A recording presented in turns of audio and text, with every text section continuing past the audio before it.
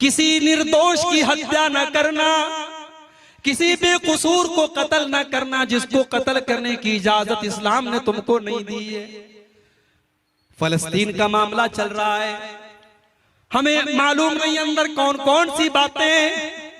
कहने वाले तो ये भी कहते हैं कि हमास नाम की जो एक तंजीम ऑर्गेनाइजेशन है, ये साल 2 साल में एक हमला कर दी इसराइल के ऊपर। इसराइल हमास के मुकाबले में बहुत ज्यादा पावरफुल है।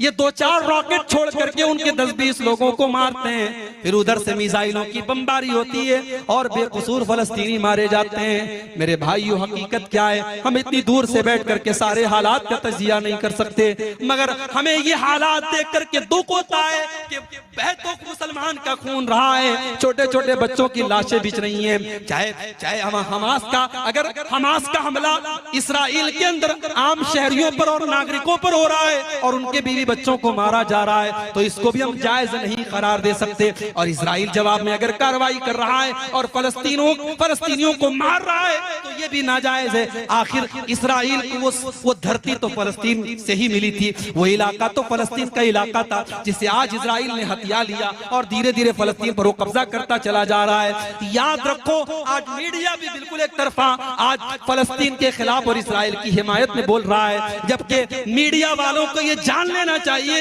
इसी भारत में एक बहुत बड़े नेता हुए थे अटल बिहारी वाजपेयी। वो कांग्रेस के नेता नहीं थे, बीजेपी के नेता थे, उनकी विचारधारा अलग थी। उन्होंने उस दौर में एक बयान दिया था जो बहुत वायरल हो रहा है। उन्होंने कहा था कि भारत फलस्तीन के साथ खड़ा है और भारत का ये मानना है कि फलस्तीनियों को उनका हक मिलना चाहिए। आज हमारी हुकूमतों के मेयार बदल गए, आज मीडिया की जबान बदल गई। काश मीडिया वालों को कुरान की आयत कोई जाकर के बता दे, इस्लाम के ऊपर आतंकवाद का लेबल लगाने वालों, इस्लाम किसी आतंकवाद की दावत नहीं देता। इस्लाम तो कहता है वला तक़्तुलुन नफ्सल्लती हर्रमल्लाहु इल्ला बिल हक़्क़ि, किसी निर्दोष की हत्या करने का तुम्हें अधिकार नहीं है, किसी बेकसूर की हत्या आप नहीं कर सकते।